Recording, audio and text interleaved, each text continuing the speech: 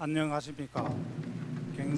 日の進行役を務めます京山南道国際通商課長のカン・ソンボクでございます。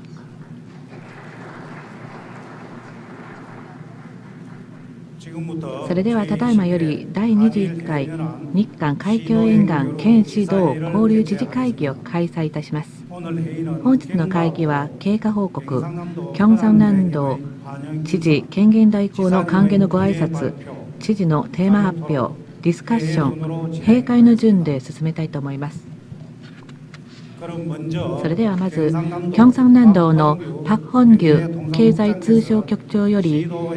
県指導知事会議に関する経過報告をいたします。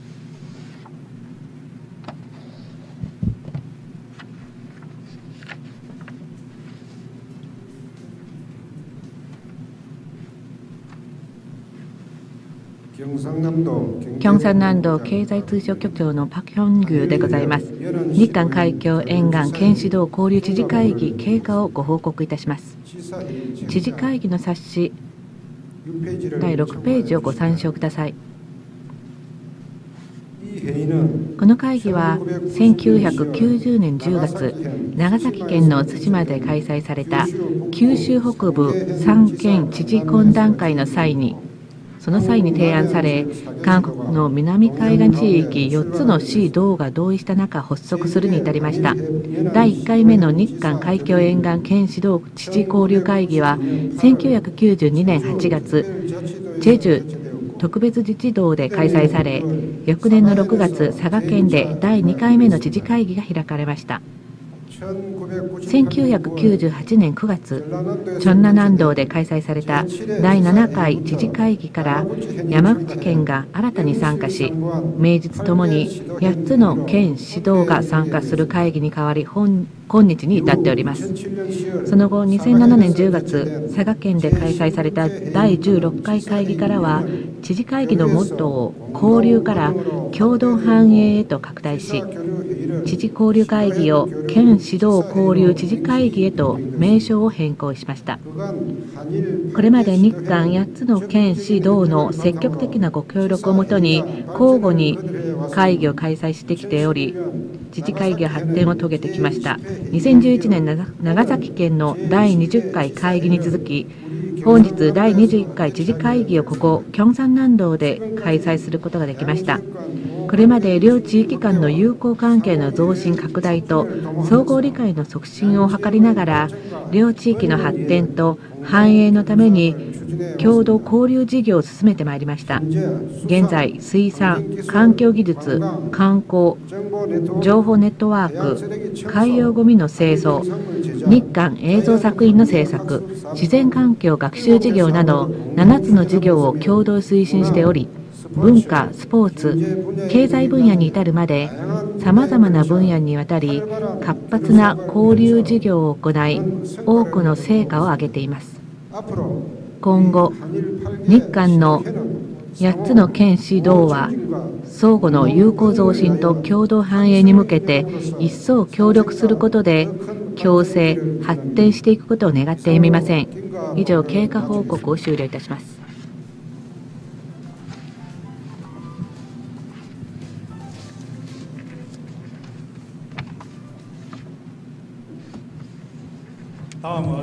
続きまして、イム・チェホー京山南道知事権限代行より皆様に歓迎のご挨拶を申し上げます。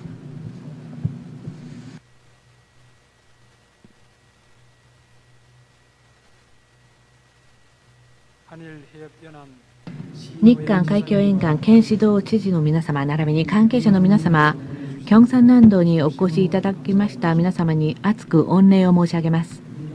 京山南道は大韓民国の産業化と民主化を導いてきたダイナミックな地域であり、また最も美しい自然景観と豊かな文化遺産に恵まれている地域です。特にその中でも秋の風景がとても綺麗です。良い季節に貴重な方々をお招きすることができ、大変光栄に存じます。340万道民とともに心から皆様を温かく歓迎いたします。韓国にはお隣は親戚という言葉があります。遠くの親戚より近くの隣人といった意味です。我々両国は最も近い隣の国です。韓国からすれば日本の4県はソウルや首都圏よりも近く、また日本としても東京などの中国地方より韓国の4つの市道の方が近いです。大きなシナジー効果を上げられる経済共同体になり得る条件を備えています。同種愛救うといった言葉のように、同じ困難に立ち向かいながら共同の繁栄を実現させていくことを願います。そしてこの日韓海峡沿岸県指導知事会議が日韓両国の共生と友好増進に良い模範を示す会議になることを期待しております。日韓海峡沿岸県指導知事会議はすでに20年間にわたる交流を通じて日韓の友好の貴重な経験を積み上げ、今や揺るぎのない信頼を構築してきました。今年もそうした伝統と歴史に見合う成果を上げることを期待いたします。特に今回会議のテーマであります高齢社会及び少子化対策は、韓国だけでなく日本もやはり解決すべき重要な課題であります。この場をお借りしまして真摯な意見交換を通じて良い政策ご提案をいただけることを期待いたします。今回の会議がこれまでの協力に基づき、より新しくそして建設的なビジョンを模索する意義深い場になることを願って歩みません。第21回日韓海峡沿岸県指導交流知事会議の一層の発展と、県指導の知事の皆様と関係者の皆様のご健勝をお祈り申し上げます。ありがとうございました。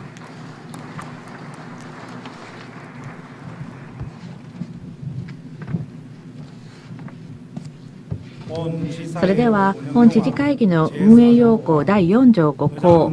議長は開催地の会員とするといった規定にのっとり、イム・チェホキョンサン南道知事権限代行が知事会議を主催いたします。はい、知事会議の運営規定に基づきまして、私がキョンサン南道の権限代行の私が進行役を務めさせていただきます。皆様のご了解をいただけるなら座ったまま会議を進めさせていただきます。本日の会議のテーマであります高齢社会及び少子化対策と自由テーマについての県指導別の発表をいただいた後、ディスカッションに入りたいと思います。それでは知事の発表をお願いしたいと思います。まず先に小川博史福岡県知事より発表を頂戴いたします。ありがとうございます。福岡県知事の小川博史でございます。医務代行をはじめ慶尚南道の皆さん、この会議のご準備にご尽力いただきましてありがとうございます。また7月2度にわたる豪雨によりまして我が福岡県は大変な被害を受けましたが、韓国の皆様には温かい励ましお見舞いの言葉をいただきまして、深く感謝しお礼を申し上げたいと思います。一日も早い復興を目指して今全力を挙げているところでございます。時間の関係ございますので早速私の報告をさせていただきます。高齢社会対策として70歳現役社会づくり、それから少子化対策として子育て応援社会づくり、私ども福岡県の取り組み2つをご説明をさせていただきたいと思います。お手元の資料を開けていただきたいと思いますが、私ども今高齢社会対策ということで70歳現役社会づくりというのに取り組んでおります。なぜ今70歳現役社会づくりかということでございますけれども、私ども日本は経済を発展させ医療や福祉制度というものを整えて世界トップレベルの長寿社会というのを築き上げてきたわけであります。ここに書いてございますように、男女とも平均寿命が非常に伸びてきているわけであります。高齢化というとややもすればマイナスのイメージで語られることが多いわけですけれども、やっぱり長寿というのは人類の夢であり誇るべきことではないかと思っております。現在国連が高齢者として定義していました65歳というのは1956年のことでございます。その頃の平均寿命からはるかに半世紀を経た今平均寿命が伸びてきているわけであります。高齢者の定義というものが実態に合わなくなってきているというのがございます。また、私ども国の調査によりますと7割を超える高齢者の人が働いたりボランティアという形で社会に貢献をしたいという希望を持ち続けておられる。それから8割の方が介護とかそういった支援を受けなくて暮らしておられる、元気であるということがございます。でそういう意味でこういった元気な働きたい社会に貢献したい高齢者のお気持ちに応えていく必要もあります。で一方で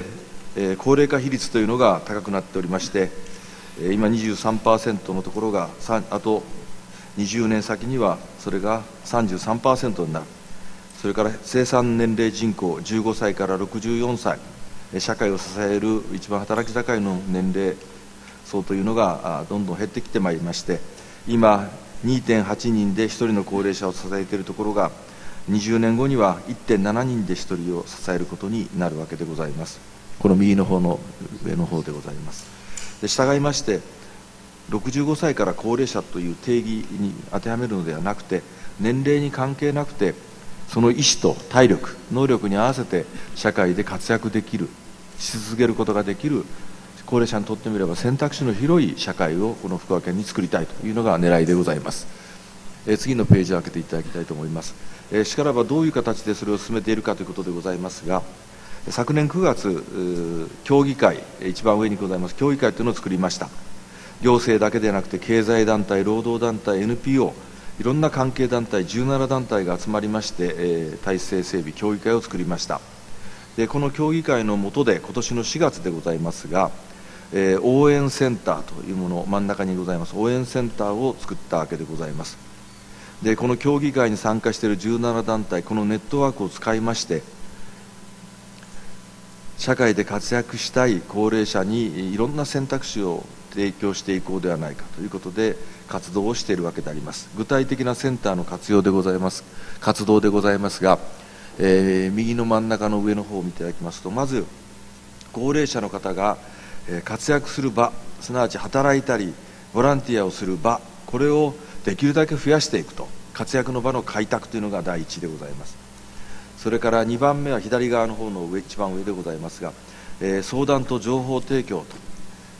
このセンターに専門的な相談員を置きまして、高齢者から希望を聞きながら、一人一人に合った就職先、あるいはボランティア活動の舞台、これを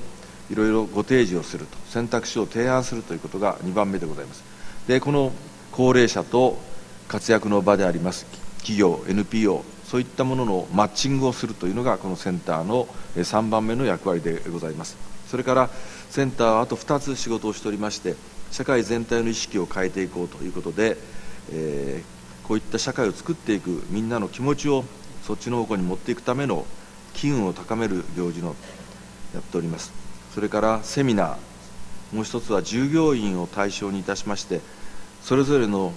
人生設計、こういった第二の人生というののあり方があるよということをいろいろ提供するということで、企業側、NPO 側、それから高齢者両サイドにいろいろ情報を提供し意識を変えてもらうということであります。それからもう一つは子育ての分野で高齢者の方に活躍をしてもらう制度、これは後からご説明いたします。で、これまで今年の4月センターを作ったわけでございますが、6ヶ月経ちました。相談件数が2300人、登録者より活躍の場を求めたいということで登録された方が560、そのうち120名の方が具体的な就職活動と行いまして、110名が、就業が決定されたと、着実に今成果が上がっているところでございます。この取り組みにつきましては、お国の KBS の KBS スペシャルでも私インタビューに答えましたが、高齢社会の先進的な取り組みということでご紹介がされたところでございます。次に、3番目、3ページを開けていただきますと、高齢者に優しい自動車の開発というものを私どもやっております。高齢化が進みますと、高齢者のドライバーによる自動車事故が増えてきております。また高齢者は一方で足腰が弱くなっていきますので、買い物や通院のためにはどうしても日常生活に自動車が不可欠になります。そういったことから高齢者に優しい自動車というものを開発して導入していこうということで、今日各県 4県知事おりますけれども、全知事この4人とも入っております、高齢者に優しい自動車開発知事連合というのを作りまして、会長私がやっておりますけれども、現在この活動を進めております。で、高齢者が起こしている自動車事故の分析を詳細にやりました。それから高齢者の方がどういう車の使い方をするかというアンケート調査等をやりまして、その結果、右の方のページの上の方でございます。高齢者が衰えていく機能を補うためにアクセルとブレーキとの踏み間違いを防止する装置、あるいは追突防止装置、見やすいメーター、あるいは乗り降りしやすい、乗降口、そういった高齢者の運転者をサポートする機能というのを備える。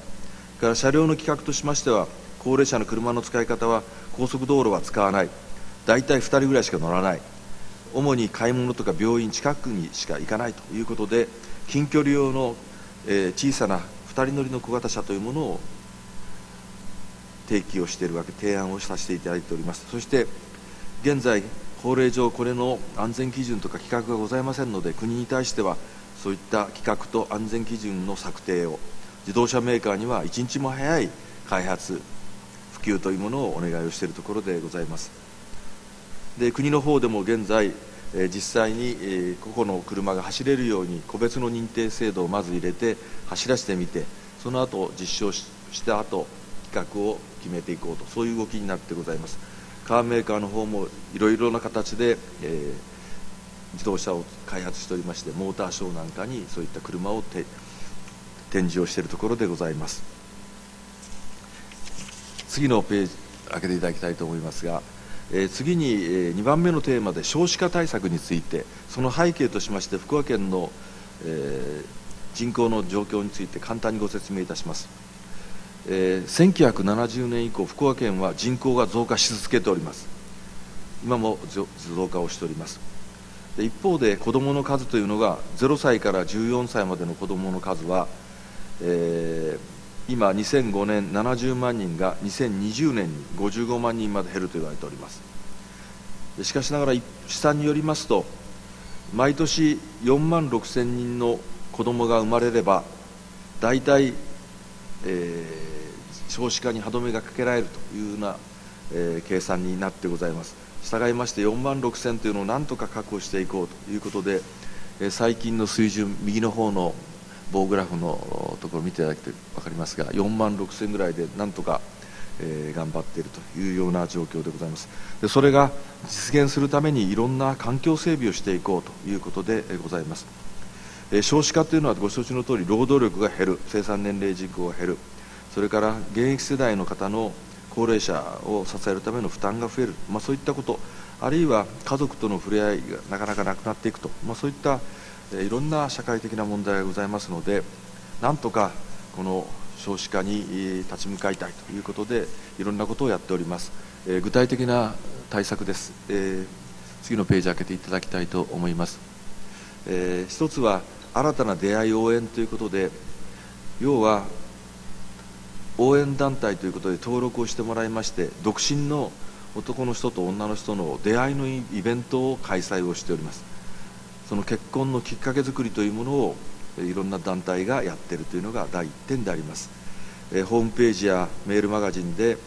独身男女に対してこういった出会いの場の紹介をし、彼らがその実際の出会いの場に参加をするということで、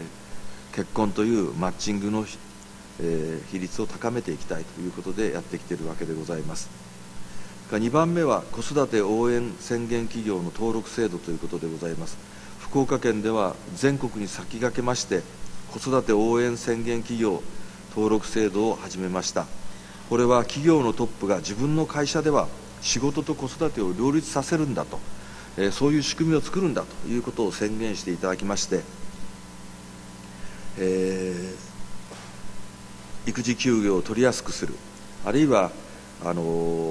職場復帰をされたときに復帰がしやすくなる、勤務時間を配慮してあげると、そういったことを具体的に取り組んでいるわけでございます。で、実際登録した企業の育児休業取得率を見ますと、福岡県全体が全国に比べて育児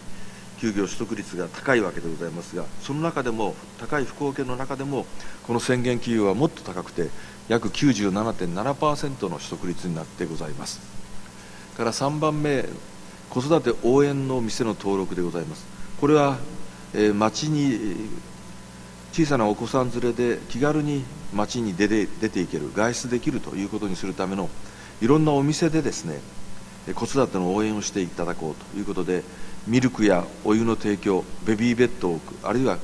子どもたちのスペースを作ったりする、そういうお店を増やしていくと登録をしまして、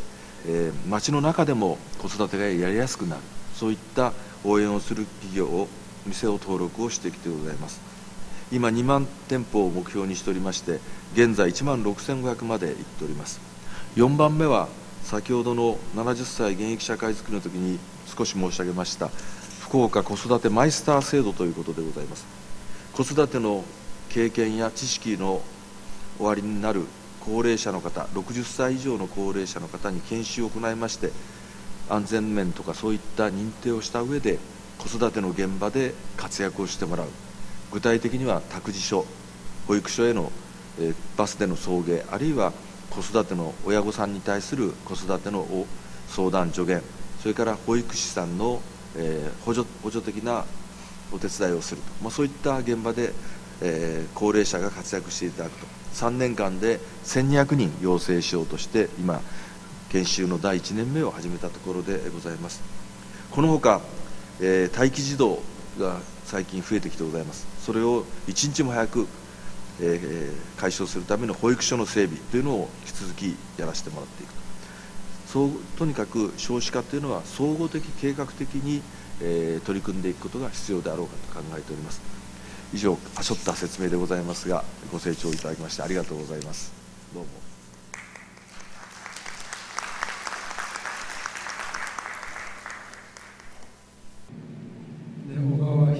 小川博史福岡県知事、ありがとうございました。台風の被害、早急に復興されることを記念いたします。70歳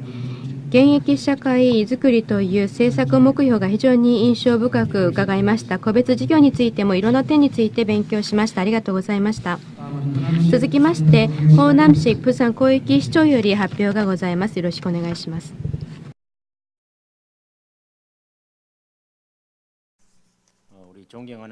尊敬する日韓海峡沿岸県市道知事の皆様、そして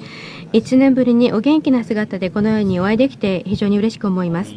また本会議の盛大な開催に向けてご尽力をされ、私ども一行を心温かく迎えてくださいましたイム・チェホキョンサン南道知事権限代行にも心から感謝申し上げます。それではただいまより今回の会議の共通したテーマであります高齢社会及び少子化対策についてご説明したいと思います。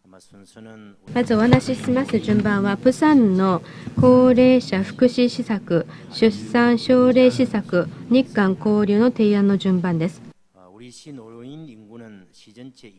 プサン市の高齢者人口は市全体人口の 12.3% である43万6000人で、高齢者人口の割合が高い方です。そこでプサン市はプサン高齢社会ビジョン2020を策定し、超高齢社会に備える施策を推進しております。まず健康な老年と老後生活に向けた施策として、高齢者介護施設のサービスのレベルを高めるため、老人介護施設の認証制度を施行しております。そして去年の11月からはプサン銀行など6つの地域の企業と協力して、一人暮らしの高齢者に定期的に安否の電話とケアサービスを提供する一人暮らし愛でつなぐ事業を展開しています。また世界保健機関の高齢者に優しい都市として認定を受けるために、住居、社会参加、雇用創出など8つの分野のガイドラインを定めて推進しております。高齢者の雇用の創出に向けては、8つの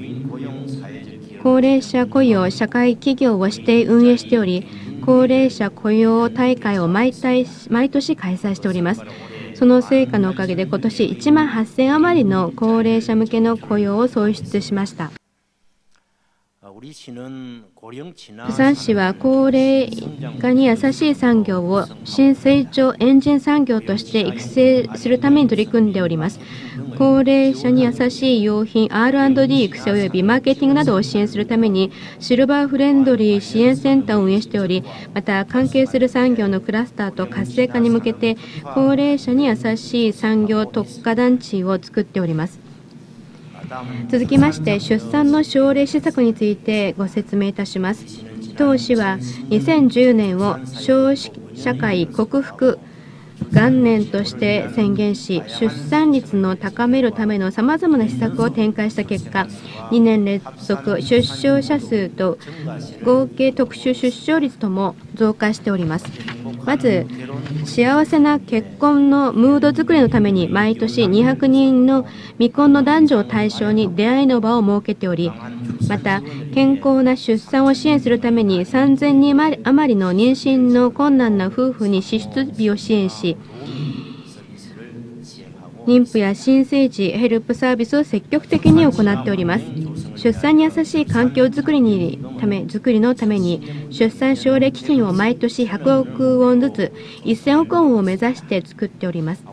また出産に対する市民の認識を改善すべく、出産の奨励相続刺激であります朝産国公園などさまざまな施策を進めております。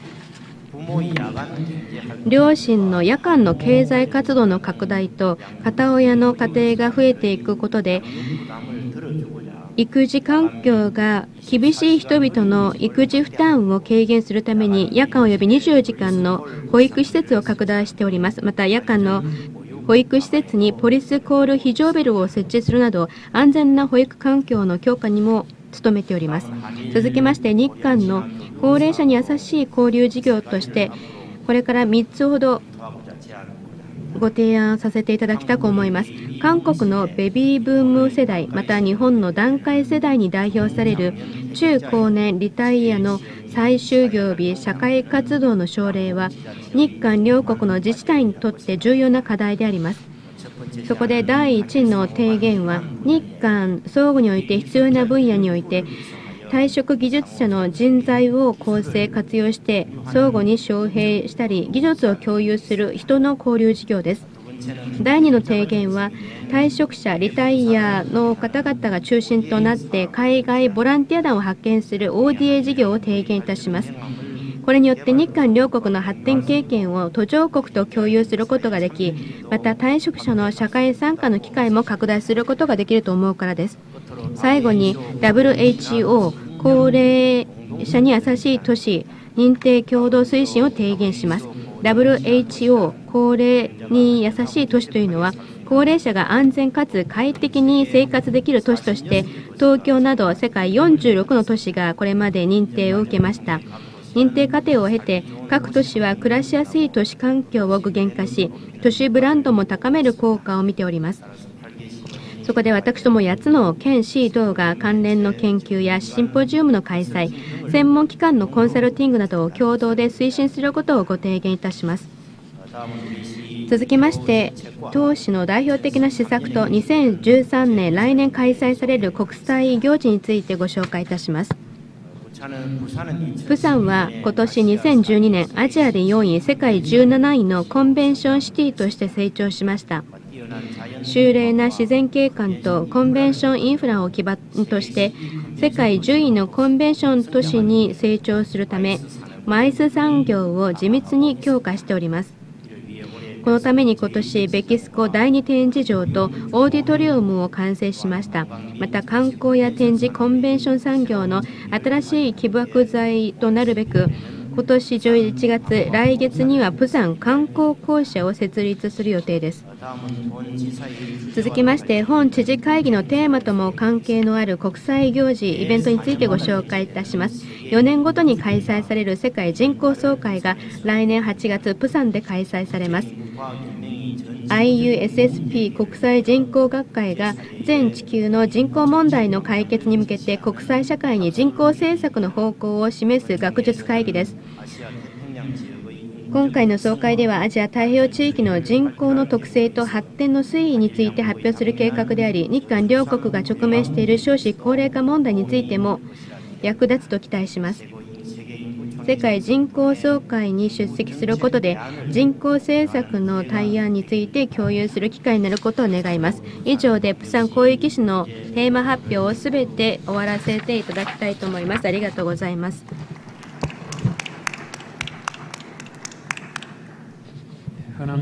ホナン市プサン広域市長、ありがとうございました。温かい福祉具現幸せな都市プサンというテーマで発表されましたプサン市の施策、福祉施策と少子高齢化対策という発表ありがとうございました。また日韓中高年退職者の活用、高齢者に優しい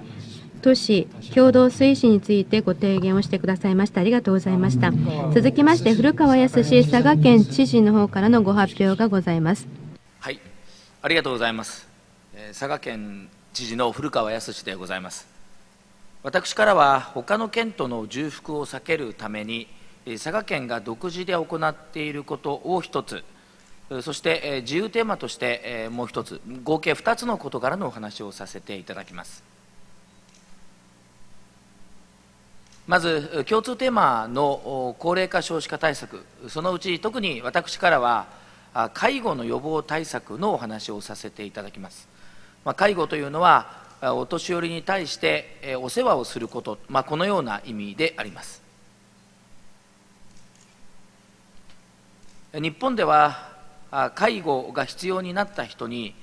公的なサービスを給付する介護保険という制度があります。その介護が必要となるお年寄りの数は高齢化が進むにつれてだんだん増えてきています。では人はどういう理由で介護が必要になるのでしょうか。その答えがこの円グラフです。その中で一番多いのがここに運動器の障害と書いてあるものです。運動器というのは筋肉や関節、骨、神経、こういったものの総称です。まとめた言葉です。ここに障害があるから介護が必要になったという人が全体の4分の1いらっしゃいます。このほかは脳血管に異常が出てきたとか認知症になった、認知症というのは日本語で昔ボケと言ってましたけれども、こういう認知症になったというものが他にありますけれども、一番多いのは運動器の障害なんです。その具体的な例がこれです。この運動器の障害というのを私たちは運動器症候群、英語でロコモティブシンドロームということで、それを略してロコモの予防対策というのを進めています。具体的には例えば膝が痛い、この中にも、私と同年代あるいはそれ以上の方もいらっしゃいますけれども、立ったり座ったりする、あるいは階段を上ったり降りたりする時に痛いという方もいらっしゃるのではないでしょうか。また腰が痛くなったり足がしびれる、女性に多い病気ですけれども、出産を経て高齢になるにつれて骨粗しょう症といって骨がボロボロになる、こういった病気の方も増えていってます。これらがみんな運動器の障害と言われるものです。ではどれくらいの人がそのような目に遭うのかというと、右下の膝の病気の発生率を見てください。これを見たら分かるように、例えば私は50歳代ですけれども、それであれば男性の 20% 強、女性であれば 30% が膝が痛いと訴えています。70歳になれば女性の場合は 70%、男性でも 50% ぐらいの人が膝に何か異常がある、こういう状態になっているというわけです。私が言いたいのは、こういう膝や腰や骨が痛くなる、あるいは異常をきたすというのは何か特殊なことではなく、誰にでも起こりうることだということです。そしてこれが起こらないように努力をすれば介護が必要な状態にならなくて済む、つまり自分のことは自分で済ませるようになるということを私は言いたいわけです。佐賀県ではそのように運動器に障害を持つ人を減らしていこうということで、このロコモティブシンドロームの予防のためにいくつかの授業をスタートさせました。簡単に言えば体を動かしてもらうということです。そしてその体を動かすために必要な指導者を養成していくということです。私たちの目標は、このトレーニングの指導者を2014年までに60名にしていこうと思っています。佐賀県内には20の市町があります。佐賀県は人口が85万人ですので、だいたい85万人で60名ぐらいということですから、1万人強に1人ぐらいの形でトレーニングの指導者を養成したいと思っています。また、このトレーニングの指導者を養成することと合わせて、こうしたトレーニングに参加する人の数も増やしていきたいと思っています。真ん中にひまわりのような人形がありますけれども、これが地元のテレビ局のキャラクターです。こうしたキャラクターに登場してもらった体操をテレビでも行っていますし、実際いろんな県内各地で行っているところです。私たちは2014年度までにこうした運動に参加した人の割合を、介護の一歩手前の人、これが約5000人いると思っていますけれども、その 60% の人には参加をしてほしいと思っています。誰もが介護を必要としない状態で元気でいられることを望んでいます。佐賀県は運動器の障害をなるべく少なくする、そういう点から高齢化対策を進めていきます。これが1点目でした。次の2点目のお話は、自由テーマということで、今年佐賀県で実施をされる大会のお話です。全国障害者芸術文化祭というものが今年佐賀県で行われます。多くの場合、この大会は全国の障害者が描いた絵や作った彫刻などが展示される大会でした。しかしながら、私ども佐賀県はこの大会を障害のある人の芸術作品の展示会にするだけでなく、障害のない人も含めてさまざまな方たちに関心を持っていただくような、そういう大会にしたいと考えています。そう思うようになった一つのきっかけがロンドンオリンピックでした。この写真を見てください。この皆様からご覧になって右の方の選手、覚えていらっしゃる方も多いかと思いますが、オスカー・ピストリウスという南アフリカ共和国の代表の陸上選手です。彼は2011年テグで開催されました世界陸上に初出場して、両足義足だけども活躍をしたということで当時話題になりました。その彼が今年ロンドンオリンピックに出場をしました。そしてパラリンピックにも出場しました。ロンドンオリンピックでは準決勝まででしたが、パラリンピックでは金メダル銀メダルも取りました。このように障害のある選手がパラリンピックだけでなくオリンピックにも出場するようになっているというのが私にとって新鮮な発見でした。これからは障害のあるなしにかかわらず、スポーツも芸術も一緒に参加をしていくということがこれからの世の中の流れになるのではないかと考えています。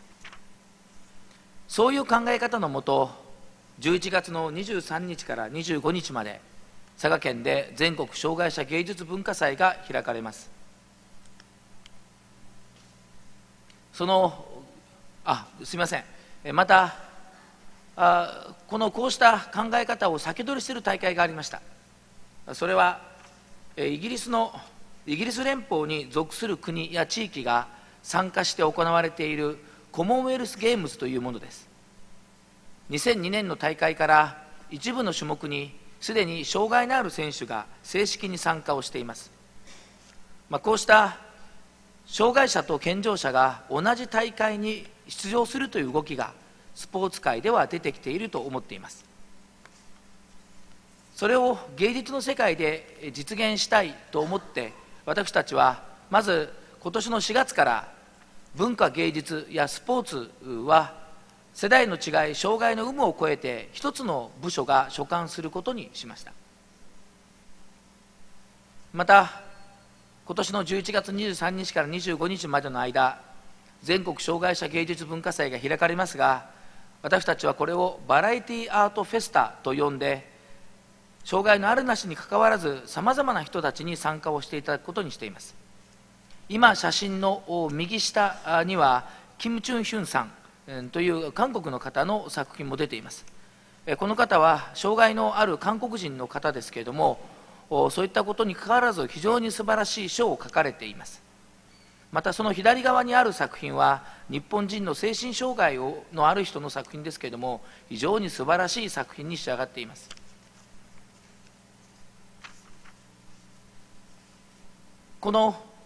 今回の芸術文化祭佐賀大会には、障害のあるアーティストだけでなく、日本でも最も人気のあるメンバー、歌手である AKB48 の美術部のメンバー、そして福岡県博多とも言われますけれども、そこを中心に活躍しているメンバーたちがライブのために佐賀県に来てくれます。この AKB や HKT というのは、韓国で言えば少女時代やカラのようなものだと思ってください。そこにはたくさんの障害者の方にも来ていただきたいと思ってますし、発達障害などパニックになりやすい方々にも来ていただきたいと思っています。そしてもちろん一般の参加者にも来ていただいて、誰もが安心して楽しめる空間を作り出していきたいと思っています。スポーツにせよ芸術にせよ、障害のある人ない人が共に楽しむ社会の実現に向けて、佐賀県はこれからもしっかりと取り組みをしてまいります。ありがとうございました。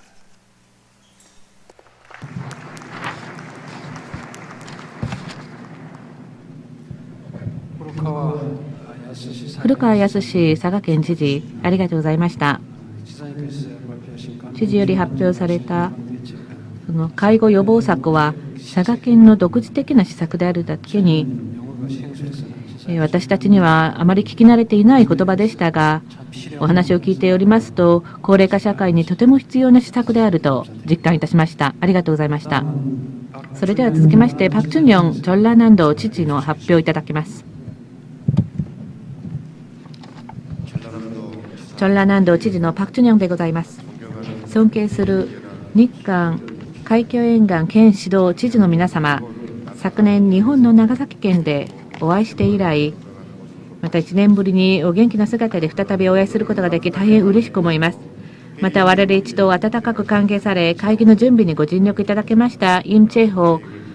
キョンサン南道知事権限代行をはじめとする関係者の方々にも感謝を申し上げます。それではチョンラ南道の少子高齢化克服対策についてお話を申し上げます。まずはスライドをご覧ください。発表の順番は、チョンラ南道の少子高齢化克服の政策の方向性、そして出生児数、高齢者人口などの動向、少子高齢化克服策、これが主なテーマとなります。そして両国の県市道共同交流への提案とともに、スンチョンワン国際庭園博覧会についても簡単にご紹介させていただきます。まずはチョンラ南道の少子高齢化克服の推進方向及び目標とビジョンです。出産と子育てしやすい社会雰囲気及び環境を作り、そのために高齢者の社会の参加と、そして社会のセーフティネットを構築するために、さまざまな先駆けた対応をもって福祉チョンラ南道を実現させていく考えです。チョンラ南道の自然環境は、きれいな水、そして澄んだ空気、そしてきれいな土がよく保存されている地域です。それでアジアでは初めて4つの地域がスローシティとして認定されました。チョンラ南道の出生児数の推移は1970年以降は大幅に減少しました。しかしながら最近になってまた増加傾向にあり、このような背景にはさまざまな出産奨励策によるものであると思います。全国では最も高い合計特殊出生率を記録しています。次は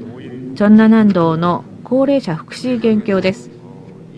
福向にも2011年末、チョンラ南道の高齢者人口の割合は全国の平均に比べて 7.4% が高い、そして最も高齢者人口の多い地域になりました。特に道内の22の市、郡のうち17の市と郡はすでに超高齢社会に突入しました。高齢者福祉施設は他の地域よりもとても多く運営されております。1万箇所余りが運営されております。こうした状況をどのように克服するのか、いろいろと悩んだ末、まずは出産と子育てしやすい環境を作らなければならないと思いました。まずは先ほど福岡知事もお話しされましたが、とても素晴らしいお話をお聞きいたしました。そして釜山市でも素晴らしい対策をお聞きしましたが、我々はチョンラ南道では多子世帯幸せカード制、特に多子世帯には特別なカードを与えまして、何か買い物をするときに割引されるような制度であります。そしてまた子どもを産みやすい世の中、チョンラ南道運動本部というものを運営し、出産を奨励するためのさまざまな取り組みを行っております。先ほどの独身男女の出会いの場を設けるといった話も出ましたが、それもチョンラ南道では2005年度から始めている事業であります。独身の男女が集まるイベントを開始するのです。しかしそれは官で主導しているので、いろいろと問題が生じまして続けることはできませんでした。それで2年前からは中断されておりますが、さまざまな悩みがあります。カップリングをしてみると、また責任が避けられなくなりますので、そうした複雑な問題も生じておりますので、いろいろと今どうすればいいのか悩んでいるところであります。そしてまた仕事と家庭がバランスの取れた形で両立できるように企業文化を定着するために取り組んでおります。行政機関からこれを始めようということで、チョンラ南道でもさまざまな努力をしております。子どもを産んで子育てをするのにいい環境を作るために、また全国で初めて養育費、子どもの養育費を支援しております。そして離島地域もチョンラ南道ではたくさんありますので、そういったところにも訪問していく、訪問する産婦人科を運営しております。山間地域やそして人里の離れたところ、離島などにも訪問を直接して産婦妊婦を管理する制度です。そして次は高齢化対策がとても重要な課題の一つであります。これについてもさまざまな悩みがありますが、道で行っている対策について紹介いたしますと、まずは高齢者ではチョンラ南道では農村地域が多いので、環境に優しい農産物をの出荷を全国で6割ぐらいがチョンラ南道でこうした農産物を特産品を出荷しております。そうした時に全国からこれを買いに観光客が訪れておりますが、こうした際に高齢者をさまざまなその老人会の出会所や特産品を売るところでこうした販売活動を行うようにし、雇用創出にもつなげております。そして高齢者が多いので、お風呂にあまり入れなかったり、食事を求める方々もいらっしゃるということで、綿と言われる地域に公衆浴場を建てる施策を行っています。そして150箇所余りを建てましたが、1週間に3回以上はお風呂に入るように進めています。そして公衆浴場なのでお互いに助け合いながらお風呂に入っています。そしてこの運営そのものを、その町の青年会や扶助会、老人会といったところで、場合によってさまざまに異なる運営体系を持っておりますが、運営主体となりますが、しかしそういった機関で運営をしていくように進めております。また佐賀県知事よりその運動トレーニングの重要性を強調されましたが、チョンラ南道ではオーダーメイド型の高齢者向けの運動機器の普及を進めています。そして町の裏山を昔は登山をするための道を作りましたが、今はその登山の道ではなく裏山を1回できる回れるようにできる遊歩道を作っています。そして高齢者の方々がお昼を済ませてから1時間ぐらい裏山を散策できるような道を、遊歩道を作っています。またチョンナ南道では暖かい地方ですので、リタイアタウン、また休養田園村などを増税して、高齢者がのんびりとした老後生活ができるようにしております。私の考えでは、高齢者にとって最も重要なことはやはりトレーニング、運動すること、身を動かすことであると思います。そして公衆浴場を作るときに必ずジムを一緒に作っています。先ほど社会的なヨガとか体操など、そういったトレーニングを進めておりまして、指導者を調整して公衆浴場でお風呂に入った方は必ずそういったスポーツトレーニングまでしていくことができるようにしております。それでどのように改善されたのか調べてみますと、相当な効果を上げているということが分かっております。また先ほども知事の方々より素晴らしいご意見を伺いましたが、プサン市長にもいろいろなご提案をいただきました。これにつきまして、私はまずは日韓両国が同じような課題を今抱えているので、高齢者の健康やまた高齢者の生活時間に関する共同研究を進めることで、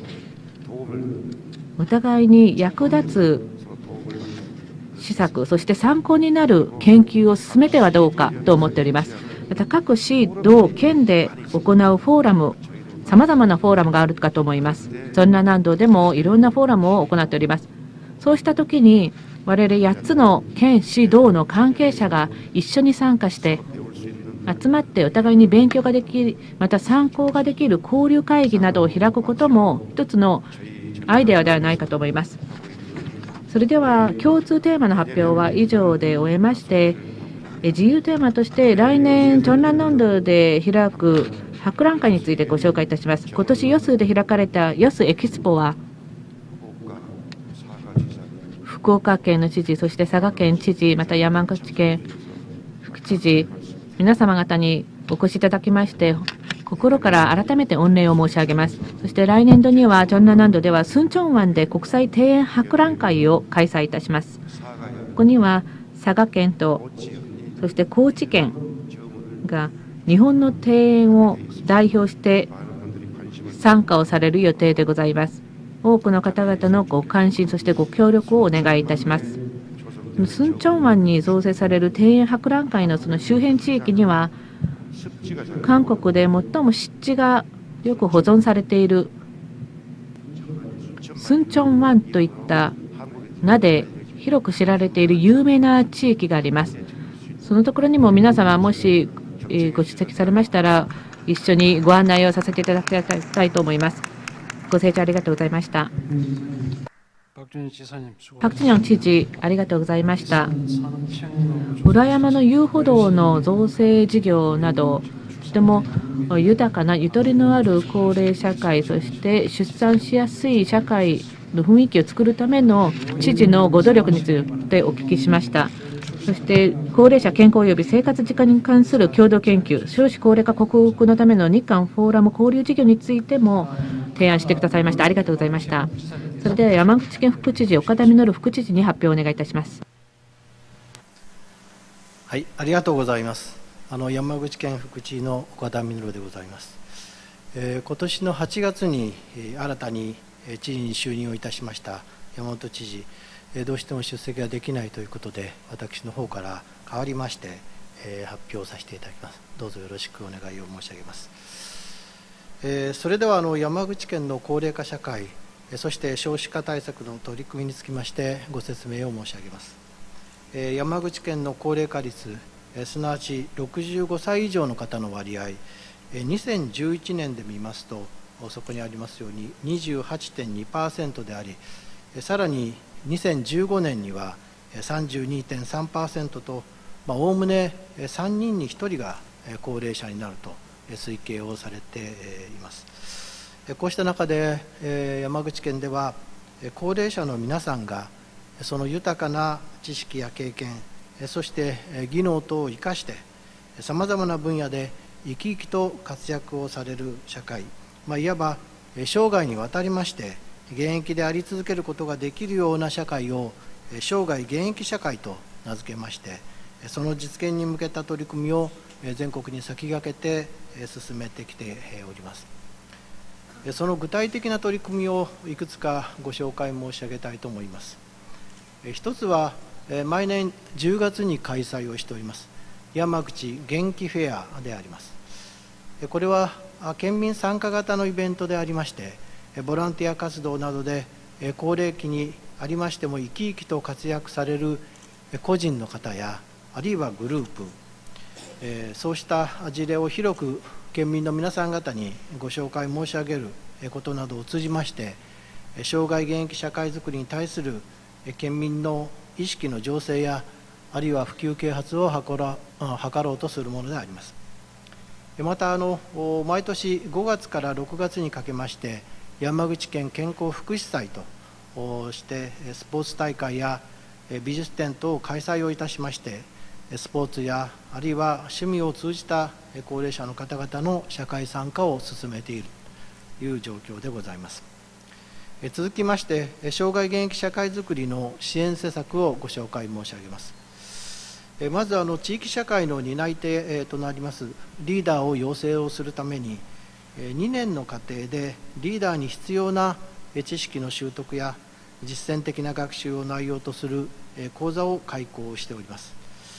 講座の卒業生を長寿社会推進員として認定をしておりまして、これまでに879人が登録をされておられます。また2004年11月には研究者の方やあるいは地域活動の実践者、行政や企業関係者等によります生涯現役社会づくり学会というものを設立をいたしまして、高齢者の生きがいづくりについての調査研究のほか、高齢者グループへの支援などを行っております。2007年からはこの学会の提言を踏まえまして高齢者グループが行う地域貢献の取り組みを進めるために高齢者グループから提案を募り、費用の助成やアドバイザリーの派遣を行いまして、地域の子どもたちとの交流事業などの取り組みを支援をしてきております。そして2015年には山口県でそこにあります年リンピック山口大会を開催することとしております。この大会は60歳以上の方を主な対象といたしまして、全国から選手の方あるいは役員の方と約1万人が参加をするという高齢者のためのスポーツと文化の日本最大の祭典であります。開催県として一人でも多くの方に喜んでいただけるようにその大会の開催に向けまして市や町あるいは関係団体と連携協力をしながら準備を進めているところであります。次に少子化対策についてであります。時代を担う子どもたちが将来に向けて夢と希望を抱き心身ともに健やかに育つということは私たちの共通の願いではなかろうかと思っております。このため山口県では子育て環境日本一の県づくりを目指しまして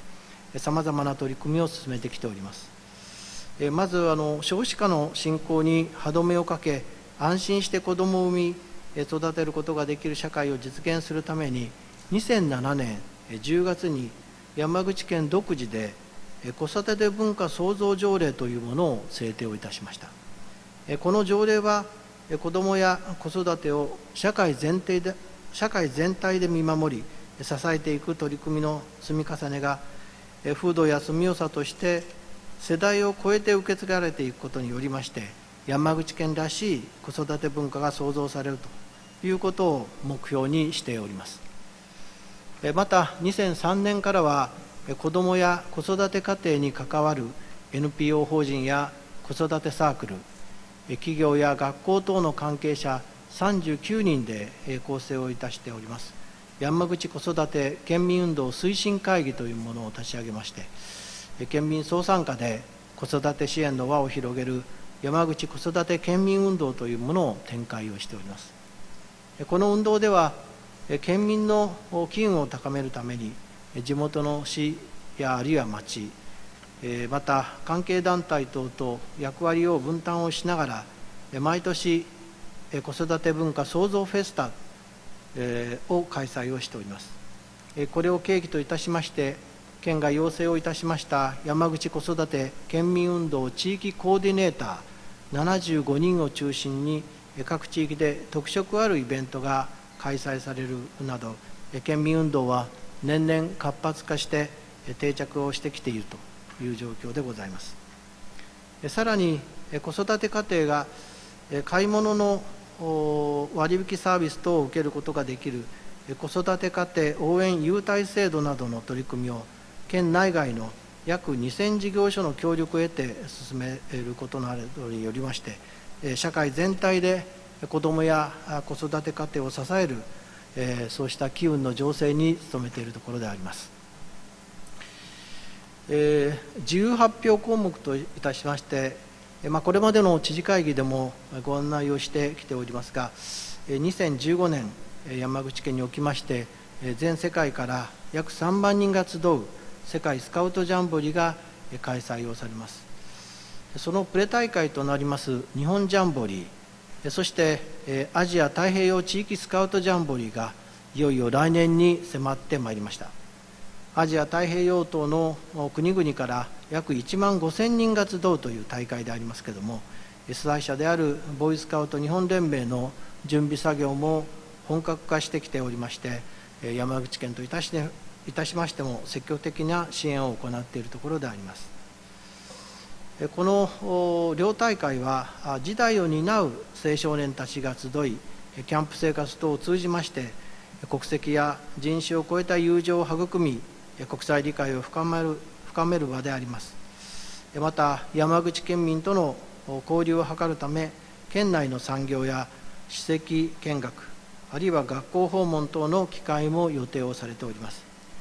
どうぞ大会の意義をご理解をいただきまして、韓国からも多くの方々にご参加をいただきますようにご協力をよろしくお願いを申し上げます。山口県からの発表は以上でございます。ありがとうございました。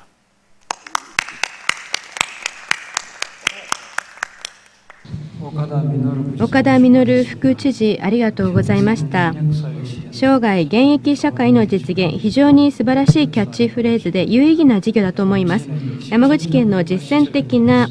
育児実践、これについてもいろいろ教訓を得ました。副知事、ありがとうございました。続きまして、ウーグンミンチェジュ特別自治道の知事より発表がございます。皆様、こんにちは。チェジュ特別自治道知事ウーグンミンでございます。まず、1年ぶりにお会いします日韓海峡沿岸県市道知事の皆様、こんにちは。また、会議を開催しますキョンサン南道インチェオ都知事権限代行、また関係公務員の皆様、参加されます地域の皆様、本当にご尽力ありがとうございました。まず、先進化している都市は共通して少子高齢化を取り巻く課題を抱えています。チェジュ道はまず隙間のないしっかりとしたチェジュ共同体福祉安全網を整備するのに最善を尽くしております。これは赤ちゃんから高齢者まで健やかに暮らせる安全の装置のようなものです。とりわけ政府政策による社会福祉サービスは共同体の些細な部分までは解消しにくい部分があります。そこで誰一人として阻害されないよう共同体の中で政府と民間が力を集め、お互いがケアし助け合うことがチェジュ共同体福祉安全網の主な骨子であり、少子高齢化の対策もこういった意味から設けられております。それではただいまよりチェジュ特別自治道少子高齢化の現状、少子高齢社会の克服ビジョン及び目標、そして主な政策共同事業の提案という順番でご説明いたします。チェジュ自治道の少子化現状からご紹介いたします。ここ40年間、国レベルでの家族政策、経済危機、結婚・出産に関する価値観の変化などによって出生率が大きく下がりました。ここ3年間は政府やチェジュ自治道の強い出産奨励政策によって出生率が増加に転じており、今年も出生者数が増えております。続きまして高齢化の状況です。少子化及び医療技術の発達によって高齢者の人口が増加しております。これによりチェジュ道は2015年高齢社会、2025年超高齢社会に突入するものと見通されております。チェジュ道では日増しに深刻になっております少子高齢化の問題を克服するために、少子高齢社会に有効に対応して持続的に発展する国際自由都市の具現化をビジョンとして示しました。これに向けて2011年から2015年までは少子高齢社会の克服する基盤を構築するとともに、出生率 1.7 人の回復に努める計画であり、また2016年から2020年までは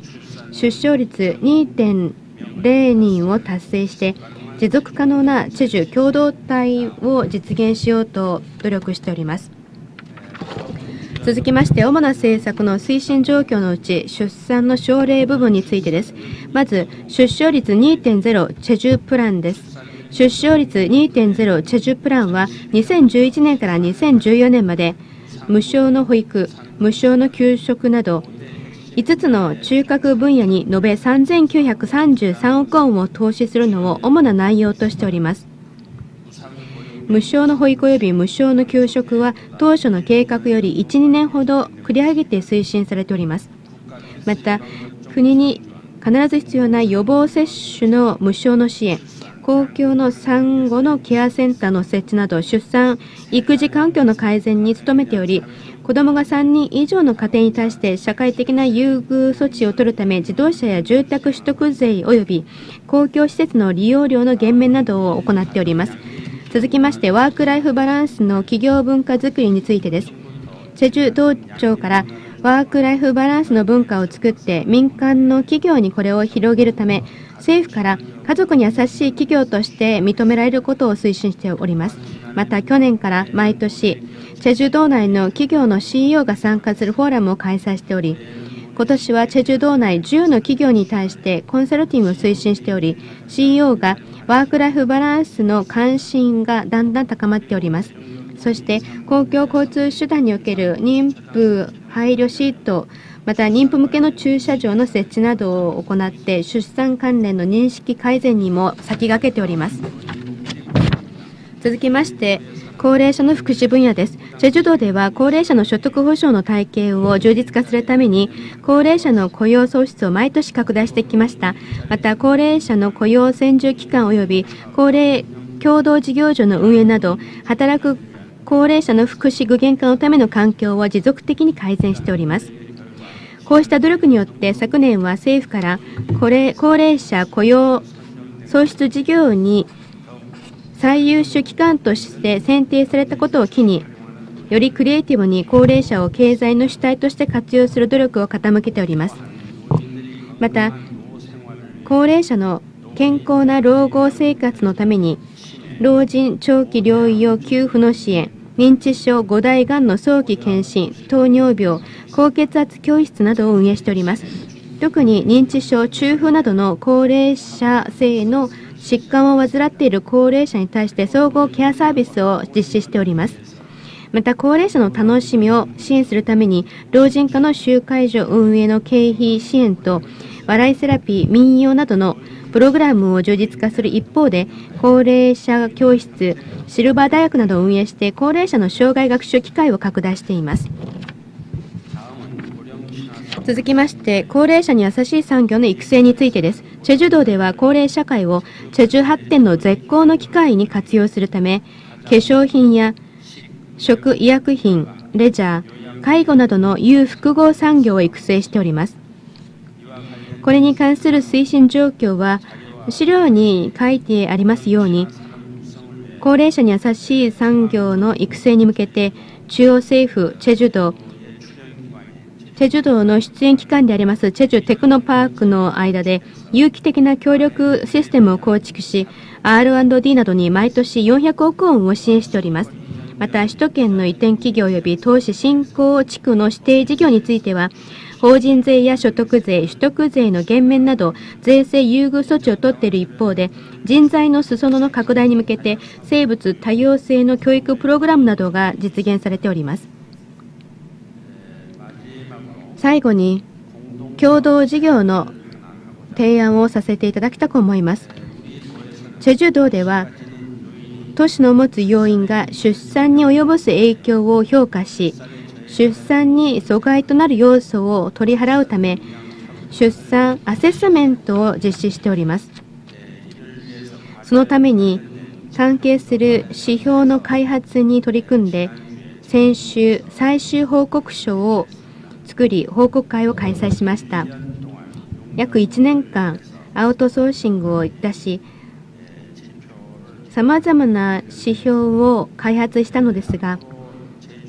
今後、チェジュ道で開発した評価手法を使って、日韓海峡沿岸8つの県市道の出産アセスメントを行い、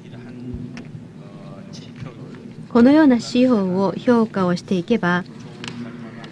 いい結果、成果が出るんではないかと思いまして、ご提言している次第でございます。共通課題を一つ申し上げますと、チェジュ道は平和繁栄のためのチェジュフォーラムを毎年開催しております。このフォーラムはダボスフォーラムや中国のボアウフォーラムのような形に今なっています。とりわけ国際情勢、政治、外交、経済、こうした分野におきましては、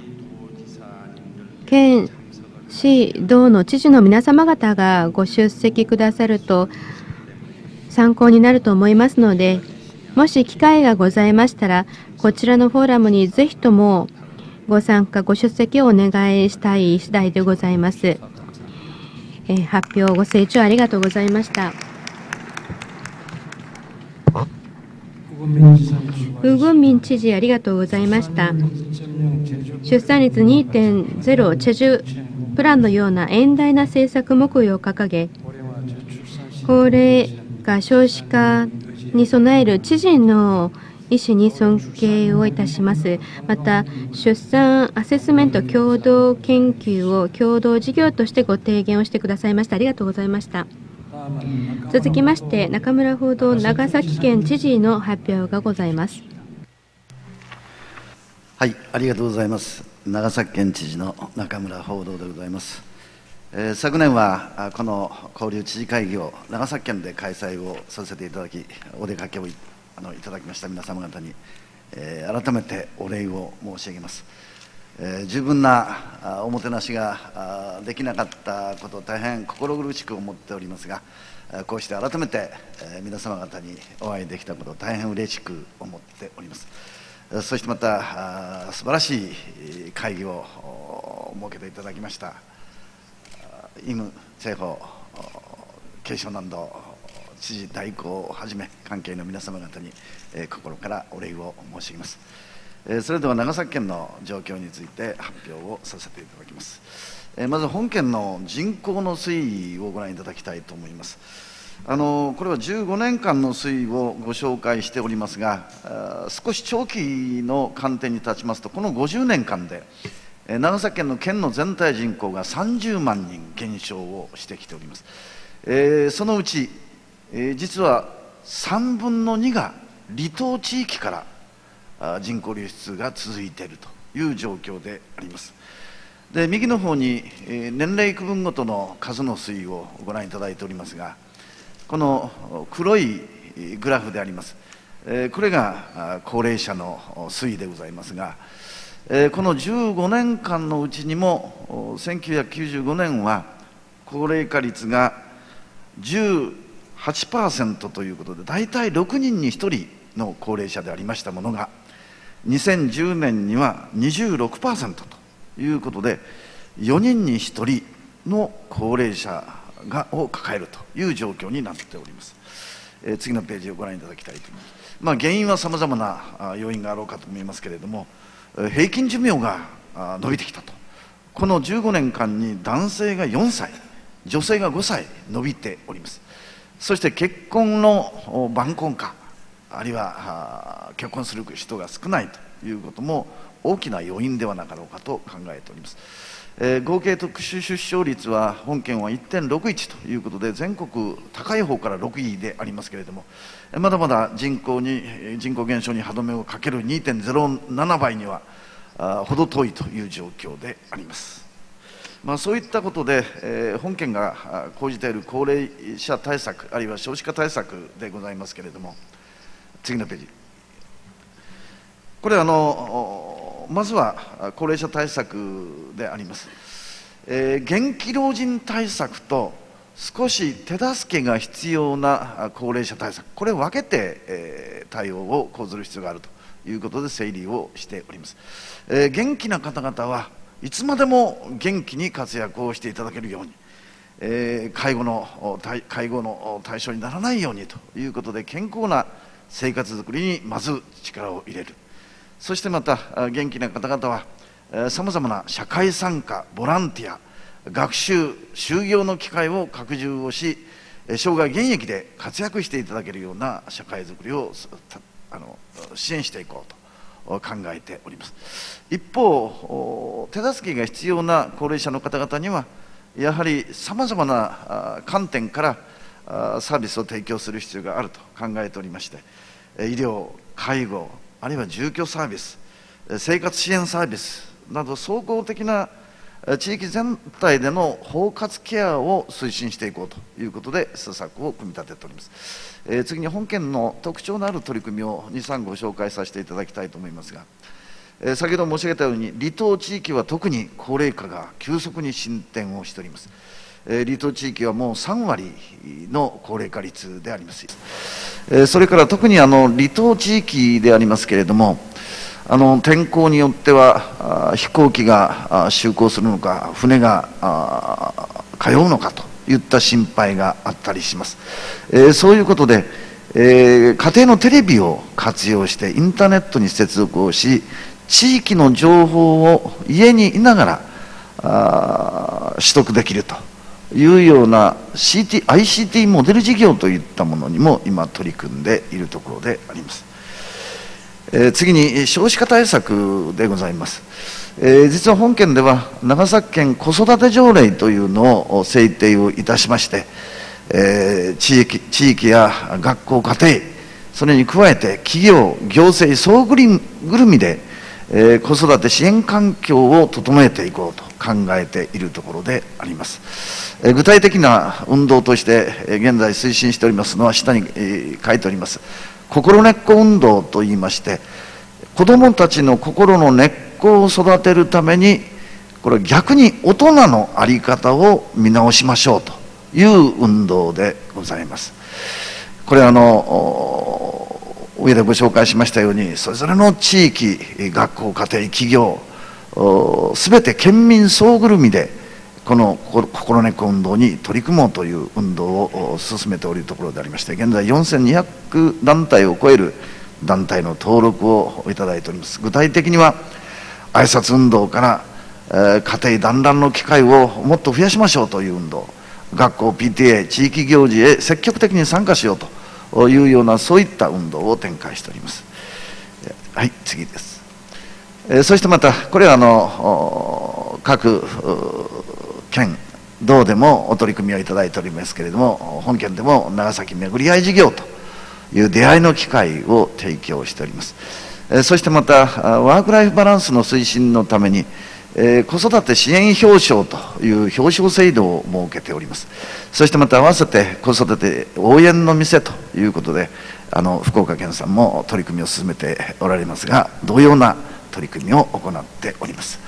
はい。そして特に近年家庭の養育力が弱くなっているという課題が指摘されるところでありますけれども、本県独自の取り組みとして家庭訪問などを行ってさまざまな相談支援事業に取り組むなど、家庭の養育力の強化に力を注いでいこうと考えております。それから合わせてさまざまな課題を抱える子ども家庭の場合には、できるだけ初期の段階から課題を把握をし、適切な対応策を講じていく必要があると考えておりまして、医療機関との連携のもと、児童虐待ゼロプロジェクト、そして早期に発達障害等も発見をし、適正な対応策を講じていこうということで、こういった事業にも取り組んでいるところでございます。最後に1点ご紹介、ご報告をさせていただきたいと思います。皆様すでにお名前はお聞きいただいたかと思いますが、実は本県対馬藩に仕えました儒学者で、雨の森法宗という人がおられます。これは17世紀後半から18世紀前半まで対馬で活躍をした方でありまして、これはいわゆる日本と李氏朝鮮との間の交流の橋渡し役として生涯にわたって活躍をいたしました。この外交の精神が精神交輪と言っておりますが、互いに欺かず争わず真実をもって交わることが本当の外交交流だと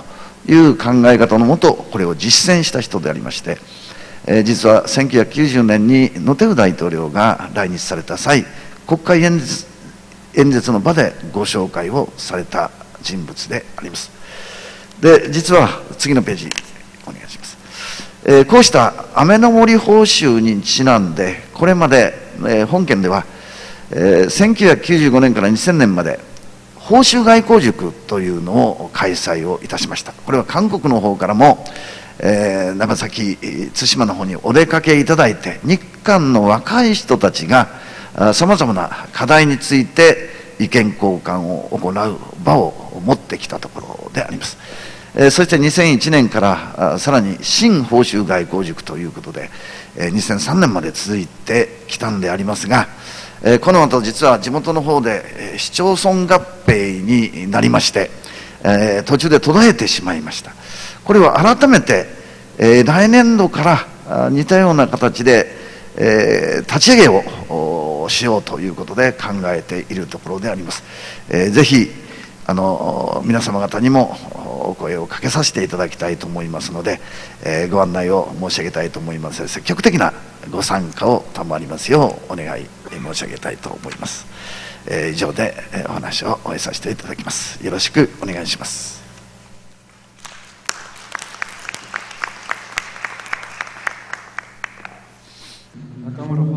中村報道知事、ありがとうございました。長崎県の体系的な高齢化少子対策を知事の説明を通じてお聞きしながら、とても多く勉強をさせていただきました。日本は韓国より高齢化社会に先に突入したために、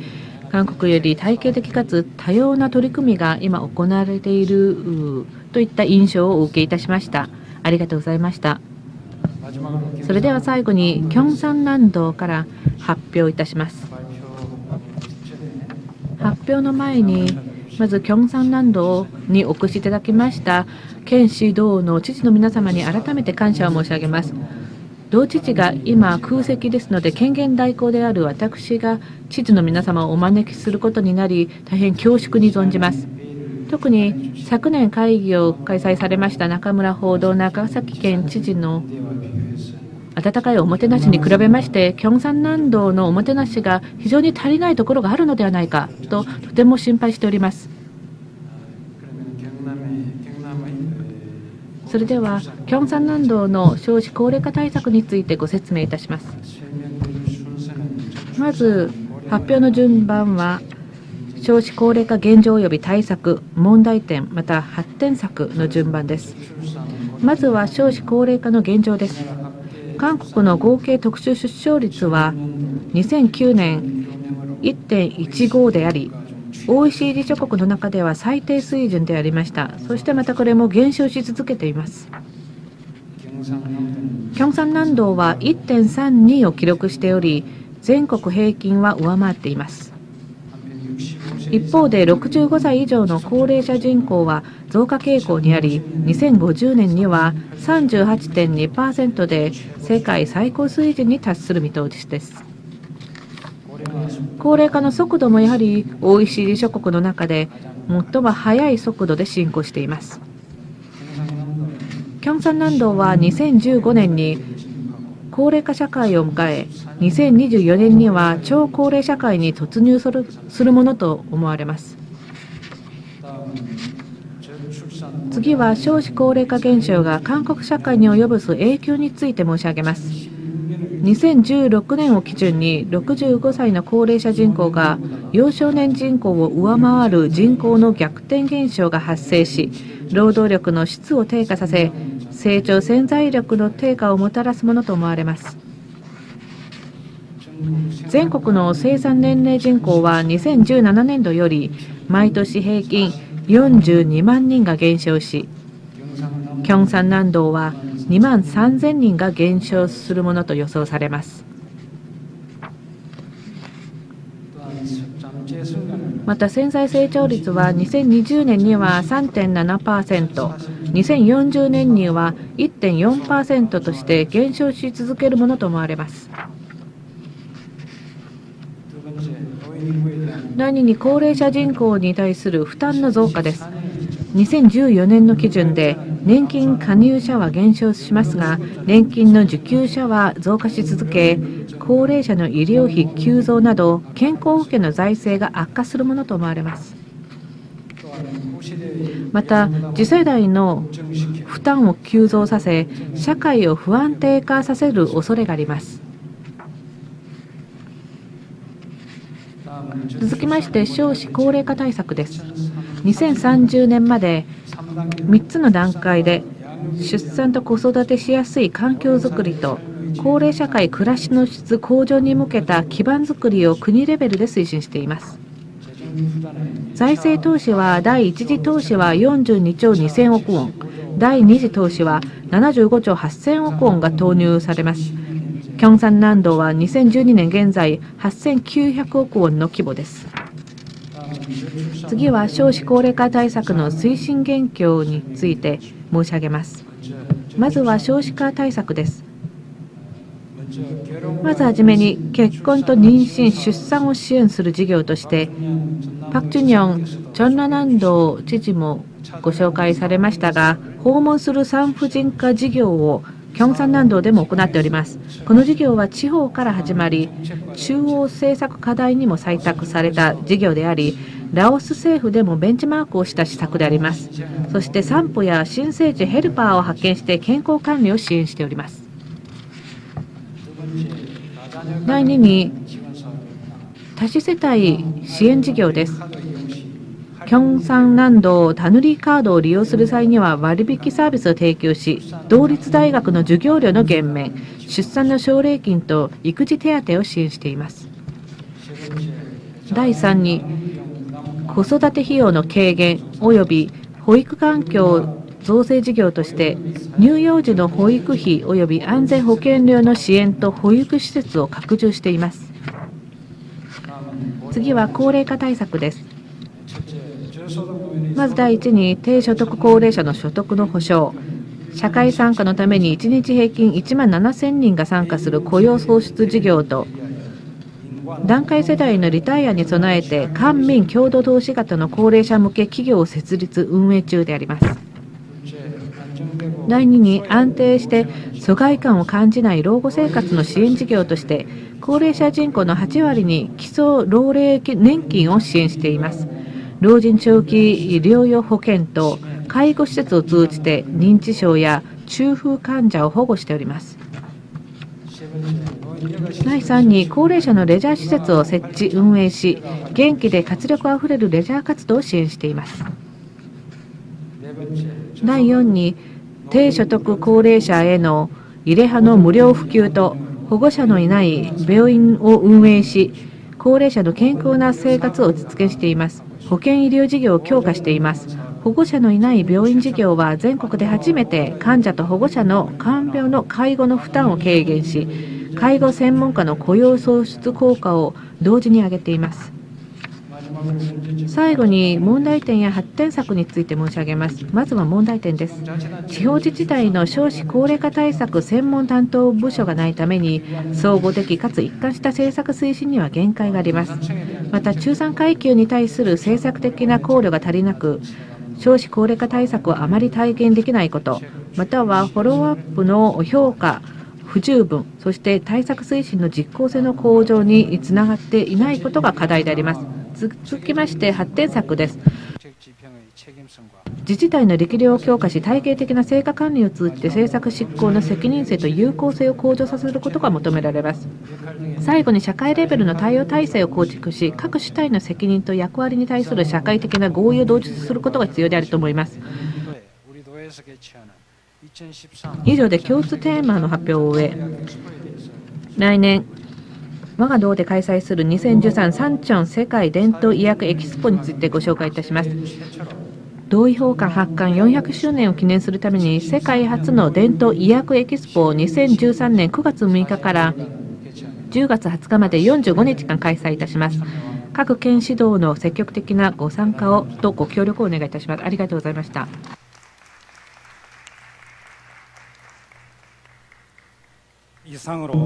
以上をもちまして8つの県シードの発表をすべてお伺いしました。発表してくださいました知事の皆様に改めて感謝申し上げ、こちらでブレイクをお取りいただき、そして自由討論にさせていただきたいと思います。自由討論は16時30分より再開いたします。